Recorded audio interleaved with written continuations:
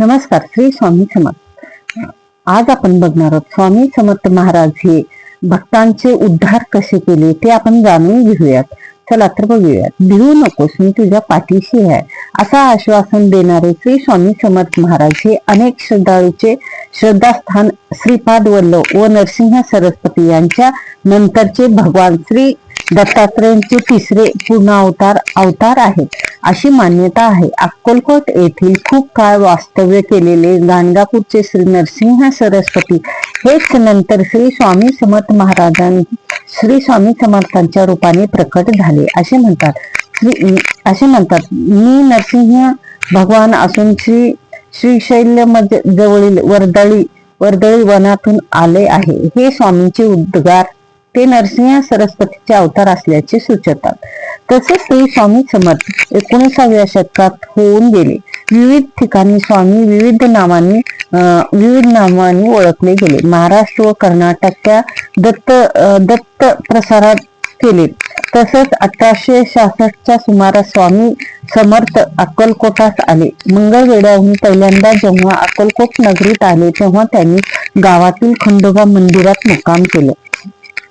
तसंच इसवी सन 1459 मध्ये स्वामींनी गाणगापुरात श्री नरसिंह सरस्वती महाराजांची निर्गुण पादुका स्थापन केले व त्यानंतर शैल यात्रेची निर्मिती साधून ते कर्दळीनाथ अदृश्य झाले. कर्दळी वनात सुमारे 300 वर्ष महाराजांनी कठोर तपस्या केली व त्या काळात मुंग्यांनी त्यांच्यावर वारूळ रचले. एके दिवशी उद्धव नावाचा लाकूड त्यांच्या कर्दळीनाथून लाकडी तोडत असताना त्यांच्या हातून कुऱ्हाडी निसटली व ती वारुळावर पडली. उद्धवचे निमित्त साधून स्वामींनी भक्तांच्या कल्याणासाठी पुन्हा प्रगट व्हायचे ठरवले. कुऱ्हाडी वारुळावर पडताच त्यातून रक्ताची धार उडाली व क्षणातच दिव्य प्रकाश पडून उद्धवासमोर एक आजूबाजूने तेजस्वी मूर्ती प्रकट झाली. तेच अक्कलकोटचे श्री स्वामी समर्थ महाराज होते. आपल्या हातून ह्या महापुरुषाचा जखमी झाले ह्या विचाराने उद्धवला दुःख झाले व भय वाटू लागले. पण भक्ताकडे मायेने पाहताच महाराजांनी उद्धवला अभय व आशीर्वाद देऊन गंगातरी प्रणाम केले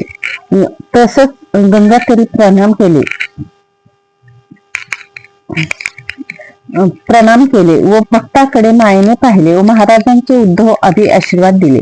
तसेच गंगातरी भ्रमण करता करता ते कलकत्यास गेले व तेथे त्यांनी महाकाली मातेचे दर्शन घेतले. नंतर काशी प्रयाग असे भ्रमण करीत ते उत्तरेकडे व दक्षिणेकडे आले. तसेच श्री क्षेत्र त्र्यंबकेश्वर येथे त्यांनी शेगावचे श्री गजानन महाराज व शिर्डीचे श्री साई महाराज यांना दीक्षा दिली. त्यानंतर पंढरपूर व मंगळवेढ्यात मोहोळ असे भ्रमण करत सोलापूर व अक्कलकोट असा सर्वाज्ञात प्रवास करण्याआधी महाराजांनी भारत भ्रमण केले होते. त्याच या भ्रमणात त्यांनी अनेकांचे दर्शन केले. अक्कलकोट निवास प्रसंगी इसवी सन 1866 मध्ये स्वामी महाराजांचे अक्कलकोट मध्ये आगमन झाले व तिथल्या 22 वर्षाच्या वास्तव्य अक्कलकोट हे तीर्थक्षेत्र झाले. तेथे त्यांनी जगातील अनेक मान्यवर मार्गदर्शन केले. एका विलासी चीनी दाम्पत्याने गर्वहरण केले. हरिणीची निष्करण शिकार करण्यात शिकाऱ्यांना धडा शिकवले. त्यानंतर श्री स्वामी समर्थ जगन्नाथपुरी आले. तेथे बडोग्याचे आळवणी बुवा नावाचे सत्पुरुष दर्शनासाठी म्हणून आपल्या 3 शिष्यांना आले होते. ते सर्वजण आजारी पडून विलंगन झाले होते. कोणाला मदत मागावी एवढी शक्ती त्यांच्यात उरली नव्हती. त्यांची अवस्था अगदी मरणाप्रमाणे झाली होती. तितक्यात स्वामींची सवारी तेथे आली व त्यांनी आपल्या कृपाकटाक्षाने त्यांचा आजार पळवता व नंतर त्यांना पोटभर जेवण दिले. तसेच स्वामीमुळे पुण्याचे जीवन प्राप्त झाले असे आळणी बुवांनी त्यांना आपण कोण आहात असे व कुठून आला आहात असा प्रश्न विचारला असता स्वामी महाराज म्हणाले, माझा संचार सर्व विश्व आहे, पण सह्याद्री पर्वत, गिरनार पर्वत, काशी क्षेत्र, मातापूर, करवीर, पंचेश्वर, कुरवापूर, औदुंबर, कारंजगर, नरसिंहवाडी, गाणगापूर ही आमची विशेष प्रचिती असते. असते हे ऐकून लोकांना अजब वाटले.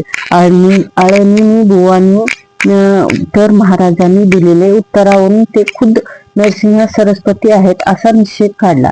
स्वामी समर्थ महाराज जे तिथे याच नावाने प्रसिद्ध आहेत.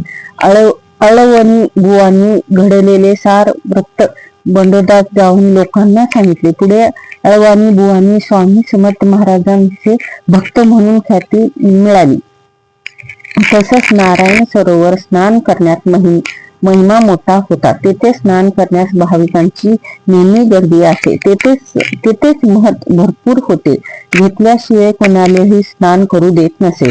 असे त्यांनी वसूल करण्यासाठी 4 गुंडी पोसून ठेवले होते.